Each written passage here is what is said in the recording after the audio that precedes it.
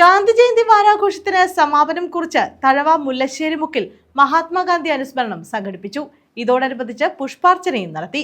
NCP-S Thazhava panchayat കമ്മിറ്റിയുടെ നേതൃത്വത്തിലാണ് പരിപാടി സംഘടിപ്പിച്ചത്.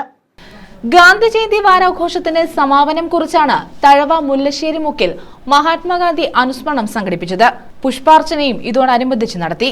NCP തഴവ പഞ്ചായത്ത് കമ്മിറ്റിയുടെ നേതൃത്വത്തിലായിരുന്നു അനുസ്മരണം സംഘടിപ്പിച്ചത്. സംസ്ഥാന കമ്മിറ്റി അംഗം തഴവ സത്യൻ ഉദ്ഘാടനം നിർവഹിച്ചു. മോഹൻദാസ് കരംചന്ദാണ് ഗാന്ധിജി ആയതെന്ന് ഇവിടെ വെച്ചാണ് തന്റെ 22ാമത്തെ വയസ്സിൽ ദക്ഷിണാഫ്രിക്കയിലെ പീറ്റർമരിസ്ബർഗ് എന്ന റെയിൽവേ സ്റ്റേഷനിൽ വെച്ചാണ് യഥാർത്ഥത്തിൽ മഹാത്മാഗാന്ധി പിറന്നത്.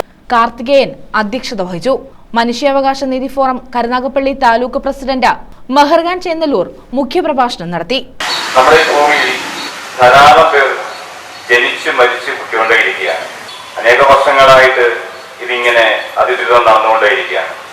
ആര് എവിടെ ജനിക്കുന്നു, എവിടെ മരിക്കുന്നു എന്നുള്ളതല്ല, എന്ത് ചെയ്യുന്നു എന്നുള്ളതാണ് നമ്മുടെ ഇന്നത്തെ ഈ സവിശേഷ.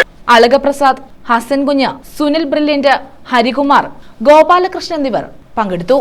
News bureau, Thazhava.